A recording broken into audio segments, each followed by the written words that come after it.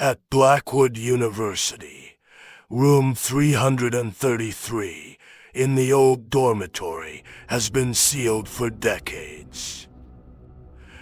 Students whisper that a freshman named Emily hanged herself there in the 1970s after failing her exams. Those who've snuck in claim to hear sobbing at night and see shadowy figures writing "fail" on the walls in blood.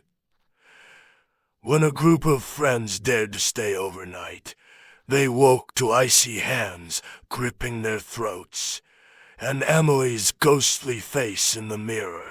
Westridge College Library closes at midnight, but students swear the basement remains open for something.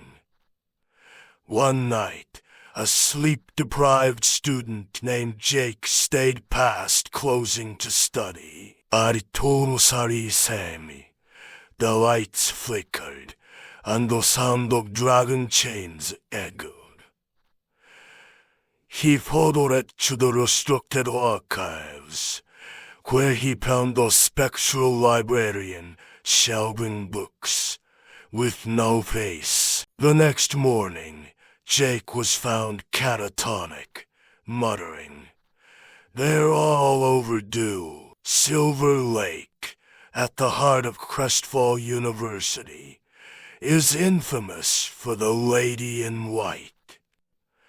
Legend says a student drowned herself there in 1985 after her boyfriend betrayed her. On foggy nights she emerges, luring students into the water. A frat party dared a pledge to swim across the lake at midnight. He never resurfaced, but his GoPro footage showed a pale hand pulling him under. Beneath Easton Tech lies a network of steam tunnels, off limits since the 1990s. Rumor says a cult used them for rituals, sacrificing students to a shadowy entity. When a group of engineering students ventured in, they found symbols carved into the walls and a chamber filled with burnt candles.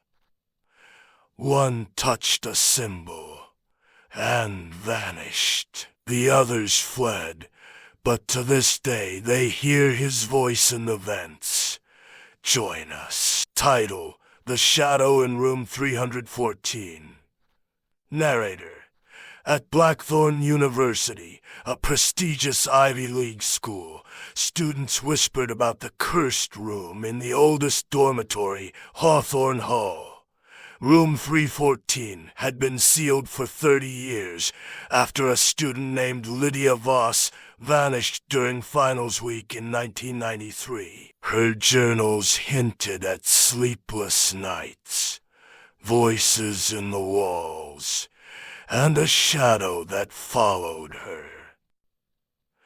When freshman Emma Carter is assigned to the newly reopened room, she dismisses the rumors until the shadow returns. Emma dragged her suitcase into room 314, ignoring the sideways glances from the RA.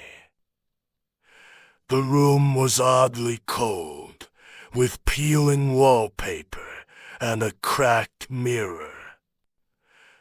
That night, she heard scratching behind the walls. Under the floorboards, Emma found Lydia's journal.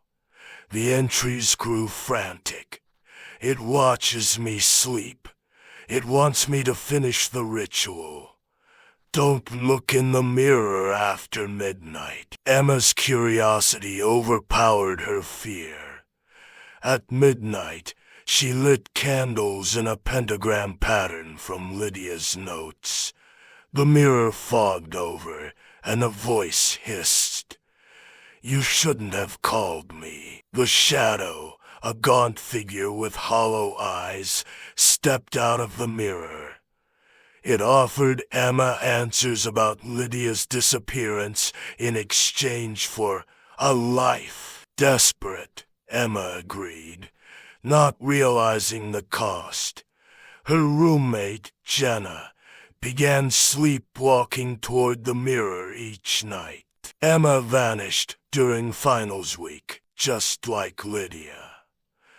Room 314 was sealed again, but students still hear scratching at night, and some swear they see two shadows